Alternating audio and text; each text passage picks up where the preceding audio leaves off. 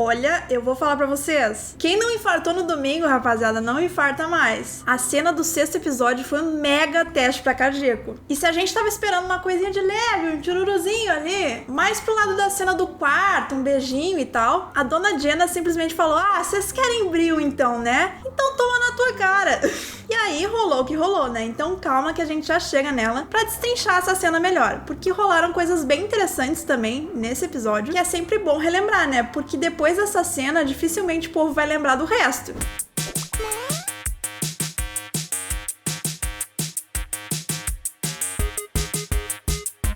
Se caiu de paraquedas aqui no canal, já vai se inscrevendo pra não esquecer, e se já é inscrito, já vai deixando aquele like pra apoiar o movimento. Eu agradeço bastante ao pessoal que me ajuda pra caramba aqui no canal, e se quiser ver como pode me ajudar também, é só clicar na aba Seja Membro e conferir os pacotes que tem disponíveis. Simbora então, que hoje o vídeo promete! Então, gente, a gente teve o nosso resuminho, né? Que consiste basicamente na trajetória do Dean, só que agora focado na soltura dele, e na trajetória em paralelo da Beth, tentando lidar com o Rio e os detetives ao mesmo tempo. A gente também teve a parte do Josh e a Annie com o Ben pistola, e pasmem, o retorno do Tyler, que eu nem lembrava direito. E aí aquilo, né? O episódio já começou com a gente num frenesi absurdo, e foi um banho de água fria jogado no espectador, assim, toma, na tua cara! Que já tava esperando o desenrolar das outras 800 coisas que foram lançadas pra gente nas fotos promocionais. Malandramente não tinha Tyler, né? Então já começa nesse rolê aí. You are your own best tool. Dele se autoaceitando, colocando a autoestima em dia, regando plantinha e fazendo exercício. Aí ele tá lá fazendo toda essa rotina aí, ele coloca a roupa de segurança, né? Que é o melhor segurança ali de Detroit, segundo ele mesmo. I am my own best tool. E vai pro novo trabalho, na joalheria. Já tinha dado pra sacar que ele e as meninas iam acabar se vendo de novo, mas a gente não sabia exatamente como, então a gente só ficou com essas cenas intermináveis dele na rotina matinal mesmo, até ele efetivamente chegar na joalheria e ver elas lá, assaltando o estabelecimento mais uma vez. Só que nisso, a gente volta uns dias antes pra entender como se deu esse encontro. E essa retrospectiva começa na Annie, saindo devagarzinho de casa, sendo abordada pelo Ben e questionada ali por ele. Why are you in clothes? Ela tenta sempre jogar pra ele o rolê, do porquê ele tava acordado tão cedo, mas não adianta. I have practice. Before school? Can't do it in school. But it's extracurricular. Yeah, extra. E ele começa a questionar ela de outras formas. What's in the backpack? Guns? Drugs? Body parts? E assim, gente, eu não julgo ele aqui, apesar dele estar fazendo a mesma coisa com ela durante vários dias. Alright. Mas a Annie já tem um grande histórico de mentiras aí, que não favorecem ela. Mesmo que ela tenha acordado cedo pra estudar de novo e fazer a prova de novo, que ela não tinha passado da primeira vez. You're not dumb, you just weren't prepared. Aquela prova acabou se tornando a última esperança pra ela seguir em frente com a própria vida, porque é tipo um supletivo. Só que, galera, eu já sou mais prática e eu já imagino a quantidade de dinheiro que ela vai precisar desembolsar na faculdade, já que nos Estados Unidos, assim como o sistema de saúde, nessa parte em especial não é muito favorável com estudantes, e eles acabam fazendo empréstimos absurdos só pra poder estudar. Mas num primeiro momento, eu gosto do fato dela estar evoluindo. E não só isso, mas a gente já chega no ponto alto da Annie nesse episódio. Na casa da Beth, a filha dela quer ir pra casa da amiga e quer que o pai leve, e o Dean tá estirado no chão praticamente, parecendo frustrado, mas na real ele só tava carregando a tornozeleira eletrônica, numa justificativa de ficar estirado ali, pensando na vida, e sem responsabilidade nenhuma. A Beth fala pra criança ir terminar de se vestir, e eles conversam um pouco, já que ele ainda não sabe como ela conseguiu pagar a fiança, e ele aproveita pra perguntar. What did he make you do this time? It's not him. O que também faz sentido, né? Já que ela sempre inventava uma tramóia com o Rio pra esse fim, conseguir dinheiro. E a primeira coisa que ela fez foi exatamente isso, pedir um empréstimo pra ele. Mas ela diz que não era ele e tal, e fala que ela vai levar a menina pra amiga, pra ele não se preocupar com isso. Quando a tornozeleira apita que tá cheia, ele ouve um barulho na janela, um burburinho, e vê uma porrada de pais andando de bike. E fica felizinho, querendo andar também. E mais adiante no episódio, aparece ele consertando a bike dele enquanto as meninas vão lá assaltar a joalheria. Tem esse paralelo aí. E se na casa das duas o ambiente tá hostil, na casa da Ruby não é diferente. O Stan pergunta se tem manteiga de amendoim, se tem pão, e a Ruby tá muito poucas ideias. You see any bread? No?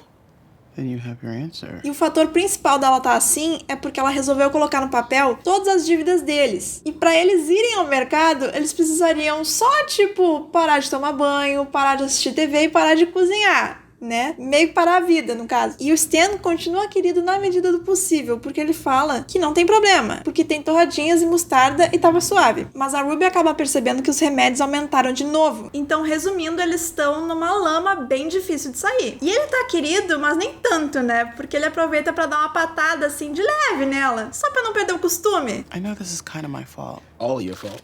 and I don't want to make things any worse than I already have. But you just can't help yourself. Ela quer entender o que tá rolando no trabalho deles, se ele tá vendendo as bolsas e se o Stan não poderia ganhar uma comissão em cima disso. E mais adiante no episódio, ela dá uma ideia muito boa pra ele, que ele não tinha pensado, que convenhamos, foi muita burrice do dono do cabaré não pensar também. Fazer as bolsas o mais semelhante possível à bolsa original, pra enganar quem comprasse e poder vender por um preço maior. Assim o Stan mostraria o seu valor pro cara e ainda poderia fazer um troco em cima. You're selling fake for fake. So, Convince women these are real, you get 10 times the money. O cara até gosta da ideia, num primeiro momento ele não entende, mas ele gosta depois, e faz um elogio meio torto ali, mas é um elogio ainda. I thought I hired a badass. Lucky for me, I got a prissy fashionista. E aí nessa coisa de não receber dinheiro da polícia antes do programa de testemunha começar, elas estão passando algumas necessidades, já que não conseguem trabalhar fazendo tudo o que eles pedem pra elas fazerem, no horário que eles pedem pra elas fazerem. Elas tentam argumentar com eles, o Dave não parece querer ceder em nenhum momento, e elas ficam muito pistolas, porque em tese elas teriam direito a isso. E uma coisa aqui que passou meio batida antes, mas que depois, quando eles estão de tocaia, se mostra mais presente, é o fascínio da Phoebe com a Beth. I like your eyes. Excuse me? At the smoky stuff. Porque no dia do churrasco da família do Rio, ela tá com uma maquiagem parecida com a da Beth, e o Dave percebe. What'd you do to your face? Nothing. Oh, is that eyeshadow? No. O que sugeriria que ela pode estar se apaixonando por ela. Não diz ali com certeza porque fala em amizade, de se aproximar como amiga. Mas né, com a Beth, eu não sei que mel é esse, tá? Mas eu acho que tá indo um pouquinho longe demais, vocês não estão achando, não? Eu sei, a Christina Hendricks é maravilhosa, mas calma lá também, né? Faz alguém se apaixonar, sei lá, pela Anne, pra variar. Esse rolê de crush da Phoebe aí, eu passo. Depois desse encontro com os detetives, elas têm essa ideia de contatar o Tyler e armar toda essa coisa na joalheria. Isso depois que a Beth começa a costurar as máscaras delas, bem coloridinhas ali, e fazer todo um plano ali, toda uma encenação de prisão delas, numa cena totalmente bizarra que ficou difícil de entender num primeiro momento. Mas a ideia da Anne era fazer ele ser o herói de novo, para que elas fossem presas, e a Beth, no fim das contas, colocasse o pau na mesa sobre o valor dela nessa negociação. E desse encontro que ela ia ter com o chefe do Rio, que presa ela não ia conseguir fazer mais nada, e que pelo menos ali elas teriam um teto e comida todos os dias. When's the meeting?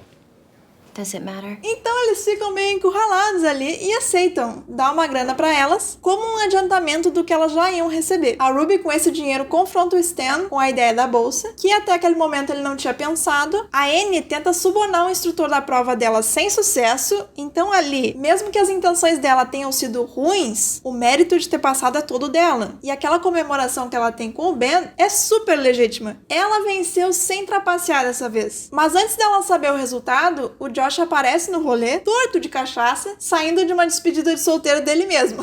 Eu tô amando que a Anne tá ponderando as ações dela, e aqui nessa cena isso fica bem claro. Tudo bem, claro, isso tem em partes a ver com o esporro que a Nancy deu nela. Então, pontos de novo pra mulher que, indiretamente, fez ela encarar as partes adultas da vida. Parabéns, Nancy, você é sensacional.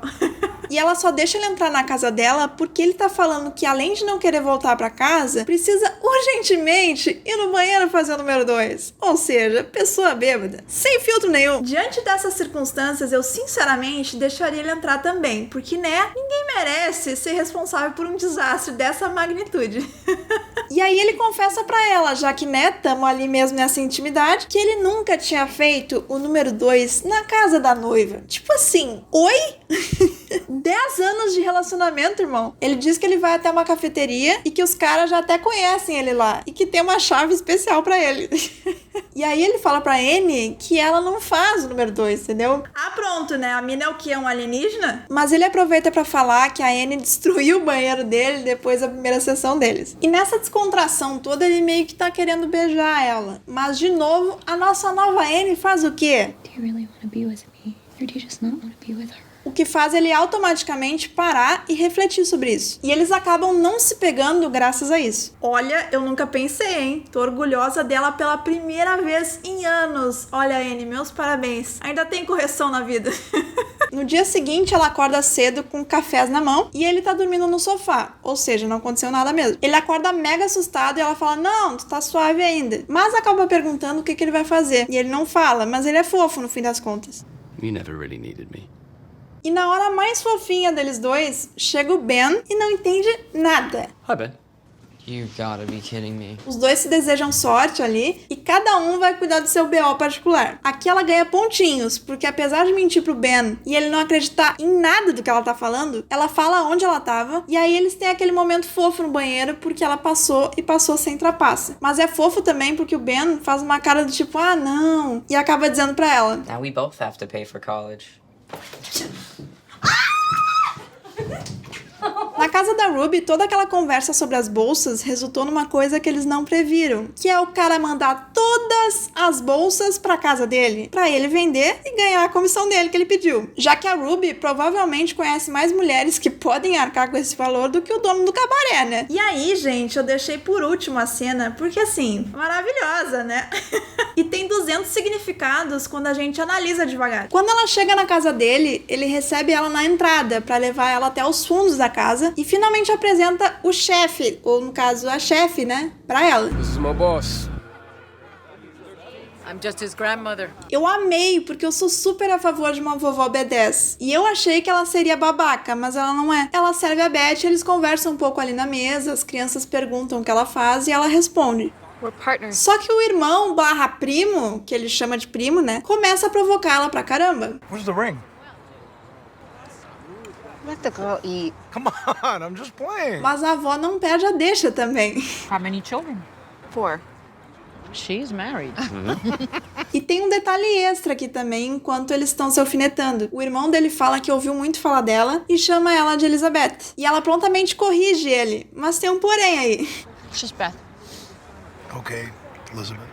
E nisso que ele chama de Elizabeth pela segunda vez, o Hugh já coloca a mãozinha dele nas costas dela, meio puto da vida, com essa conversa toda, e pra mostrar que, né, não era pra ele se meter ali com eles dois. Ciúmes, talvez. Mas aí eles tentam descontrair a conversa ali, que tem que ficar de olho nela, nas duas ali da mesa, na real, que a outra era uma prima mesmo. E enquanto eles riam na mesa, ela tava lá tensa pra tirar a escuta. Então na mesa a dinâmica era a avó prestando bastante atenção nela e o irmão dele provocando, e ele se fuzilando com o olhar depois. Quando ela finalmente se livra da escuta e tá olhando as fotos da família dele, ele chega no quarto. What are you doing? Ela diz que não sabe e ele pergunta de novo, né? Porque é uma pessoa paciente. Don't know. Don't wanna say. Quando ela diz que tava curiosa, ele fala uma coisa bem interessante. You figured out yet? E, meu, ou eu tô muito equivocada, ou ele sabe. Não tem como não saber. E só tá esperando um posicionamento vindo dela, porque não é possível ele falar esse tipo de coisa sem esperar nada de ruim da parte dela. Ou esperar, no mínimo, que ela decida alguma coisa. Ele conhece ela mais do que ela pensa que ele conhece. E ele dá uma amostra disso ali mesmo. Quando eles conversam sobre a família ali dele, e sobre ela ser boa o suficiente, ela provoca. For you? For business. E como ele não recua e ela fala que se não for bom o suficiente, ela não recebe um convite de novo, ela avança pra cima dele em direção ao cinto, né? Assim como ela fez com o Fitzpatrick, uma coisa mais agressivona, assim. Só que ao invés de ele recuar ou deixar ela avançar mais, ele não faz isso. Ele avança pra cima dela porque ele tá ali naquele momento pra mostrar que ele não é só isso. E quem recebe o agrado sozinha é ela no fim das contas. Lembrando, sem nenhum tipo de bebida no corpo, ela tava ali ao natural. Isso é muito importante. É claro que uma cena dessa sempre tem uma intromissão que seja, né? E dessa vez foi o Dean, com a liberdade na bicicleta. Essa cena é boa porque é a primeira vez que tem música. E é um encaixe de música com significado, como às vezes eles curtem fazer. Por exemplo, na parte que elas pegam um martelo. Quick, quick, quick, quick. Essa música em especial fala sobre a metade da vida inteira que passou e foi-se embora. E sobre perdoar e deixar ir as coisas. Mas o final dessa música me deixou um pouco intrigada, porque ela fala que em câmera lenta, a pessoa deixa eles pra trás. E é no mesmo momento que o Dean fica pra trás também na cena dele. E aí na música tem um complemento dizendo que as sombras são suavizadas em direção à luz suave. Numa interpretação livre aqui, eu acho que ela tá cada vez mais pensando em ficar do lado dele e abandonando a ideia dos detetives. Mas claro, ainda tem o Dean e tudo que um dia ele significou e não significa mais. Eu tenho certeza que com essa cena aí, ele adquiriu mais um lote de terra na cabeça dela, tá bom? Porque quando ela ainda tava sem o convite, ele e os detetives visitaram a mente dela. E ele sempre vinha de maneira delicada, não agressiva. Que nem antes, né? Hey, mama, I can trust you, right? When people wanna check you out, don't let me down, alright? Enquanto que os detetives eram uma coisa mais, siga o dinheiro. E a Phoebe, você consegue. E sobre o gloss, que ela tava achando bonito. Umas coisas nada a ver. Assim, eu, Tatiana, tá bom? Acho que ela já tomou a decisão no íntimo dela, mas ela não tem coragem ou não sabe como dar os próximos passos. Porque ele aparece mais vezes no sonho dela do que os detetives, no início e no fim. No fim dessa cena maravilhosa em que a gente vê finalmente a Beth com um semblante mais relaxado e realmente aproveitando mesmo que ela tivesse tensa com a escuta na estante, ele sai e fala isso. I like you. Eu tava tão frenética depois da cena que eu ouvi que ele gostava dela, mas na real é que eles, a família dele, com ele incluso, claro, gosta dela. Então ela vai ser convidada mais vezes. E depois de tudo isso, ela volta pra casa e eu acho que abre toda a situação do Dean, pelo menos a situação de Nevada, porque a gente não ouve, né, com a TV das crianças no talo lá que ela mandou botar. Agora, o que ela falou ou deixou de falar, aí eu não sei, porque eu ainda não faço leitura labial. Se tiver alguém aí que faz e que conseguiu entender o que ela falou, por favor, comenta aí nos comentários. Então, gente, aqui pra mim tá muito claro que eles estão fazendo uma dança meio silenciosa de poder, mas não é uma coisa agressiva como na primeira e na segunda temporada. Ele sabe da situação dela, ele sabe que o atirador não era o Dave e sabe também que ela tem escuta, mas ele quer que ela saiba que ele sabe, entendeu? Então ele tira a roupa dela, ele não deixa ela tirar a calça dele, é tudo ele que faz, ou ele que retém. Então no fim das contas é ele que tá no poder. E com tudo isso, ele mostra que aquilo ali que eles têm não tem como fingir ou mentir, porque ele tá sentindo ela ali, entregue pra ele. E é por isso que ele tá se fazendo de sonsos também. Os dois sempre mentiram um pro outro, exceto no desejo que eles têm, que isso é escancarado desde o início. Não tem como fingir um tesão ali, gente. Não dá! Então assim, eu tô real muito querendo o episódio 7 e essa temporada tá maravilhosa demais. Não só por essas cenas deles, mas porque a trama tá realmente andando pra frente, sem nenhum tipo de interferência. E mesmo com os dois patetas de detetive. Deram um jeito de amarrar elas financeiramente de novo e por mim tudo bem. Contanto que parem de tirar o espectador pra idiota, como estavam fazendo direto na terceira temporada. O que parou de acontecer e que na terceira temporada acontecia bastante também. Pode ser que esse relacionamento deles tenha tido um desenvolvimento um pouco mais acelerado em função do Coronga, né? E deles terem juntado vários episódios em um, sabe? Acho que foi 5 em 3 ou 5 em 2, não deu muito bem pra saber ali. Mas até agora eu gosto bastante do que eu tô assistindo e eu fico feliz da vida que grande parte do público tá respondendo bem à nova temporada. O que facilitaria bastante pra renovarem ela pra quinta, o que a gente quer com certeza. No 7º episódio a gente pode esperar uma mudança aí no time pra descobrir coisas do Rio, o que eu acho muito inviável, porque o que a Beth descobre vai ser muito diferente do que a Ruby ou a Anne poderiam descobrir. Só que assim, defendendo a Beth aqui, os detetives falaram exatamente o que ela fez. Quando ela fazia perguntas sobre se ele descobrir ou desconfiar, eles falavam, improvisa. E aí a Phoebe, ouvindo o que ela tava fazendo no quarto com ele, fala exatamente isso. She improvised. Então os dois ali sabem o que ela fez e querem deixar ela no banco de reserva por causa disso, mas a Ruby já deixou avisado. Part of that man is getting any of this. A gente também vai ter, a princípio, as meninas ficando chateadas com a Beth, tendo toda essa vida dupla e não contando nada pra elas, o que eu gosto muito, porque era uma das reclamações que eu tinha também nas temporadas passadas, delas não reagirem a nada do que acontece com elas, ou do que a Beth faz ou deixa de fazer. Vai ter eles conversando sobre a noite também. Dinner was, fun. Então tem tudo pra ser um bom episódio, mas O 8 promete ser ainda melhor, porque é quando a gente vai conhecer o passado do Rio. Então assim, gente, amém, sabe? Good Girls voltou e voltou com tudo, rapaziada. Voltou com tudo e mais um pouco, assim, ó, sabe? Eu tô muito feliz.